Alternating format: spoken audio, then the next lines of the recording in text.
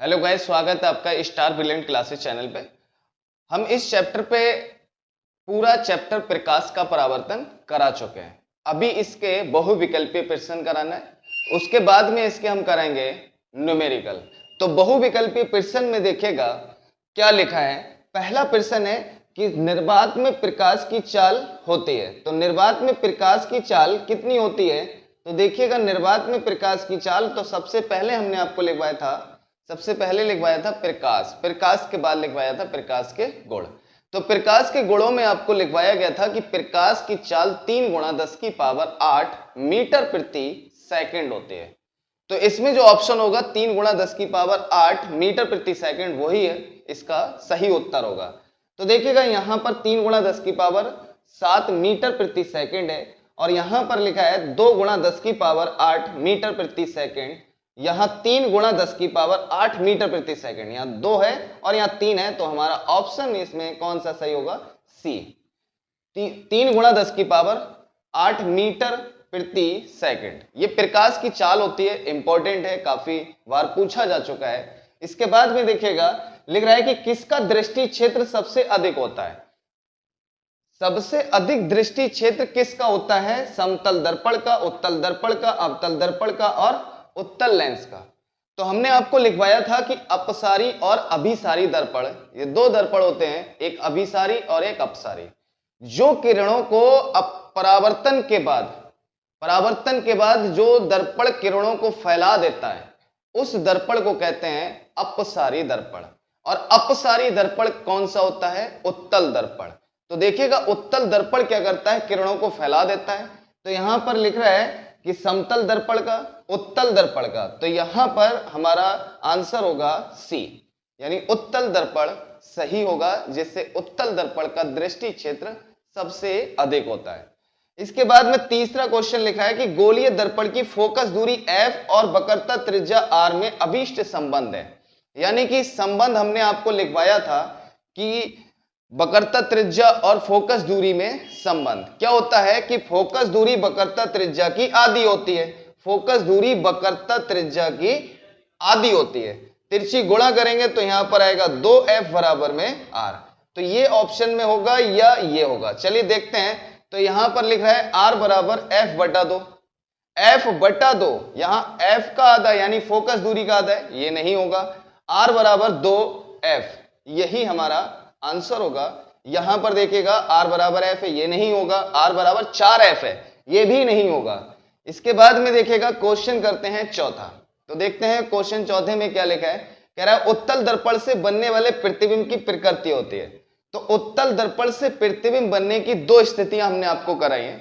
तो दो स्थितियों में हमने आपको बताया कि दोनों स्थितियों में हमेशा उत्तल दर्पण से वस्तु का प्रतिबिंब सीधा और आभासी बनता है। तो दो स्थितियां हमने आपको करा रखी हैं, उसमें जाकर प्लेलिस्ट में जाकर आप देखना, पूरा चैप्टर पढ़ो, ये सब आसान लगेंगे आपको, सब आपको आने लगेंगे। देखिएगा उत्तल दर्पण से बनने वाले प्रतिबिंब की प्रकृति होती है। तो उत्तल दर्पण से दो स्थितियां होती हैं किसी वस्तु के प्रतिबिंब बनने के। तो उसमें क्या था कि उत्तल दर्पण से प्रतिबिंब हमेशा सीधा तथा आभासी बनता है। तो देखिएगा वास्तविक व सीधा, यानी वास्तविक व सीधा, सीधा है लेकिन वास्तविक है, तो ये ऑप्शन नहीं होगा।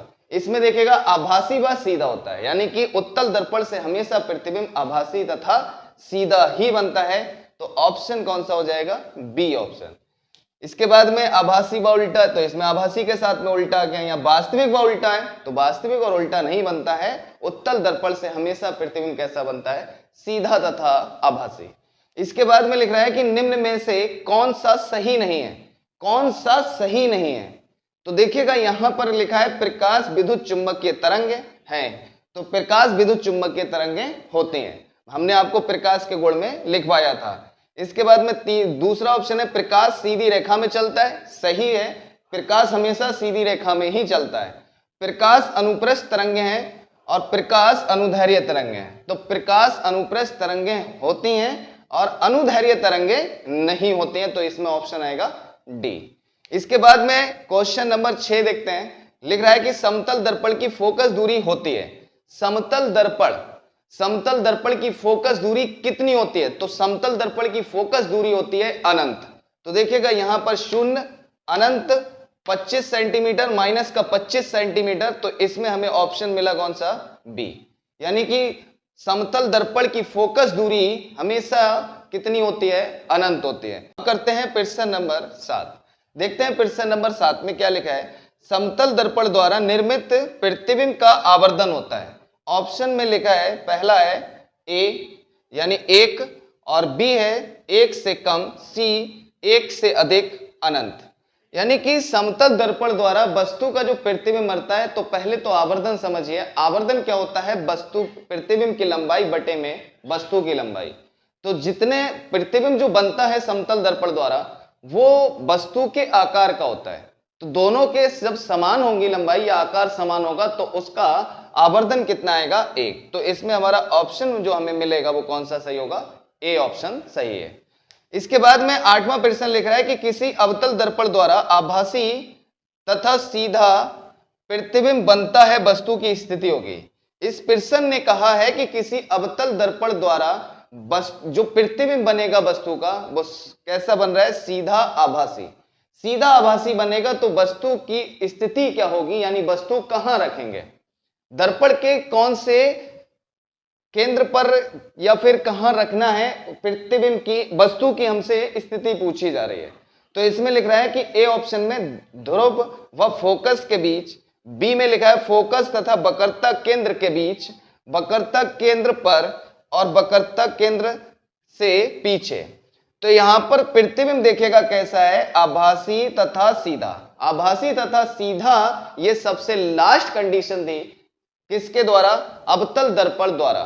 तो अवतल दर्पण की जो सबसे लास्ट कंडीशन थी कि जब वस्तु को फोकस और ध्रुव के बीच रखते हैं, तो वस्तु का प्रतिबिंब दर्पण के पीछे बनता है, सीधा तथा आभासी होता है। तो इसलिए वस्तु हमें कहां रखनी है, फोकस और ध्रुव के बीच। तो फोकस और ध्रुव के बीच, तो ऑप्शन नंबर कौन सा मिलेगा, ए। इसके बाद में आगे देखते हैं और प्रश्न अभी है, 9वां प्रश्न है। यदि किसी वस्तु को एक दर्पण के सामने निकट रखने पर प्रतिबिंब सीधा बने, किंतु दूर रखने पर उल्टा प्रतिबिंब बने, तो वह दर्पण होगा। अगर हम किसी वस्तु को दर्पण के पास रखेंगे तो प्रतिबिंब कैसा कर रहा है, सीधा, और दूर रखेंगे तो प्रतिबिंब कैसा बनेगा, तो बनेगा प्रतिबिंब उल्टा। जब पास रखेंगे तो सीधा, और जब दूर रखेंगे तो उल्टा प्रतिबिंब बनेगा। तो वो कौन सा दर्पण होगा, तो यहां पर लिख रहा है समतल दर्पण, अवतल दर्पण, उत्तल दर्पण, इनमें से कोई नहीं। तो समतल दर्पण से तो सीधा बनता है, और उत्तल दर्पण से जब पास रखते हैं वस्तु, ध्रुव और फोकस के बीच रखते हैं, तो दर्पण के पीछे प्रतिबिंब बनता है। ये स्थिति है छठी। और जब वस्तु अनंत पर रखेंगे या वक्रता केंद्र पर रखेंगे, तो वस्तु का प्रतिबिंब बनता है उल्टा। तो हमारा ऑप्शन इसमें आंसर जो होगा वो कौन सा होगा, बी। इसके बाद में लिख रहा है कि किसी बिंब का अवतल दर्पण द्वारा बना प्रतिबिंब आभासी, सीधा तथा बिंब से बड़ा पाया गया, वस्तु की स्थिति कहां होनी चाहिए। तो यहां पर लिख रहा है कि अवतल दर्पण के सामने कहां वस्तु रखें या बिंब रखें जो उसका प्रतिबिंब कैसा बन जाए, आभासी, सीधा और वस्तु से बड़ा बनेगा। तो वस्तु से बड़ा एक ही स्थिति होती है अवतल दर्पण की, जब वस्तु रखी जाती है फोकस और ध्रुव के बीच। ये स्थिति है छठी।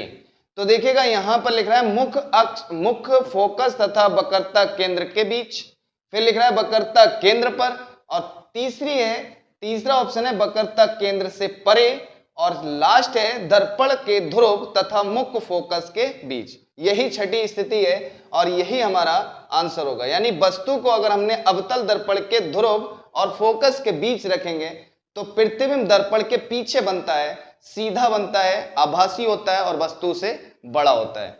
इसके बाद में लिखा है 11वां क्वेश्चन, लिख रहा है कि किसी दर्पण से आप चाहे कितनी ही दूरी पर खड़े हो, आपका प्रतिबिंब सदैव सीधा प्रतीत होता है, संभवतः दर्पण है। यानी कि दर्पण से कितनी भी दूर खड़े हो तो उस दर्पण से कैसा प्रतिबिंब बनेगा, कह रहा है कि प्रतिबिंब सदैव सीधा प्रतीत होता है, सीधा लगता है कि बना है। तो दर्पण कौन सा होगा, केवल समतल दर्पण, केवल अवतल दर्पण, केवल उत्तल दर्पण, या तो समतल या उत्तल। तो तो ये हमारा आंसर सही होगा इसमें डी, क्योंकि उत्तल दर्पण से आभासी प्रतिबिंब बनता है, समतल दर्पण से आभासी प्रतिबिंब बनता है। इसके बाद में लिख रहा है 12वां प्रश्न, यदि दो माध्यमों के सीमा पृष्ठ पर एक प्रकाश किरण लंबवत आपतित होती है तो अपवर्तन कोण होगा। इसमें अपवर्तन कोण जो है लंबवत अगर आएगी पृष्ठों के बीच में तो कितना हो जाएगा 0 डिग्री। अपवर्तन कोण इसमें कितना डिग्री आएगा 0 डिग्री। लेकिन अभी आपको अपवर्तन हम कराए नहीं है, करा देंगे।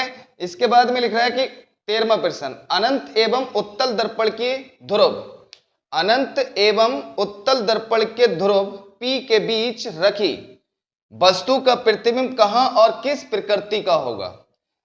अनंत और उत्तल दर्पण के ध्रुव, तो ये स्थिति थी कौन सी, ये स्थिति थी दूसरी। दो ही स्थितियां होती हैं उत्तल दर्पण में, तो हम आपको करा चुके हैं इसमें कि अनंत और ध्रुव के बीच, जब उत्तल दर्पण के अनंत और ध्रुव के बीच रखी जाती है वस्तु तो उसका प्रतिबिंब दर्पण के दूसरी ओर सीधा तथा आभासी बनता है। लेकिन वो बनता कहां पे है, फोकस और ध्रुव के बीच बनता है।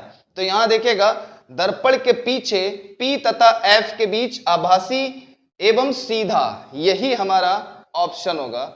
इसके बाद में देखिएगा प्रश्न नंबर लिखा है 14, निम्न में से पारभाषक माध्यम है, पारभासी अपार पारभासी, एक था आपका पारदर्शी माध्यम, एक अपारदर्शी और एक था पारभासी माध्यम। हम आपको कराए थे कि पारदर्शी माध्यम वे माध्यम होते हैं जिसमें से प्रकाश आर पार होकर आर पार हो जाता है। एक ऐसा माध्यम जिसमें से प्रकाश आर पार नहीं होता है, ऐसे माध्यम को अपारदर्शी माध्यम कहते हैं। एक कराया था पारभासी या पारभाषक माध्यम, एक ऐसा माध्यम जिसमें से प्रकाश की कुछ मात्रा आर पार हो जाती है लेकिन कुछ मात्रा आर पार नहीं हो पाती है। उसमें हमने आपको ऑप्शन में लिखवाए थे, जैसे तेल लगा हुआ कागज और घिसा हुआ कांच। चलेगा, इसमें देखते हैं पारभाषक माध्यम कौन सा होगा।